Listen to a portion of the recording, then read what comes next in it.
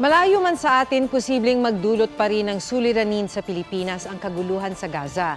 Ang mga halimbawa ng posibleng epekto nito tinalakay sa The Mangahas interviews. Narito ang report. Lahat tayo, kailangang merong investment dito sa nangyayari sa Gaza, no? Kasi alam mo na naman ngayon, maubo ka lang sa China, nagkakaroon na ng flu ang tiga New York.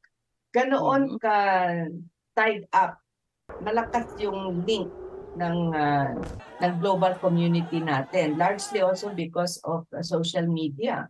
Kaya kung anong nangyayari na karahasan, for instance sa Gaza Strip, immediately naka-TikTok, naka-Instagram, at lahat ay alam kung anong nangyayari. Ano sa tingin ninyo yung impact? Parang bakit hindi dapat wapakels ang mga Pinoy dito sa Pilipinas? Natatandaan mo yung impact ng COVID sa ekonomiya natin, increasing prices, lessening incomes kasi nga isolated tayo, hindi pa nga gera yun.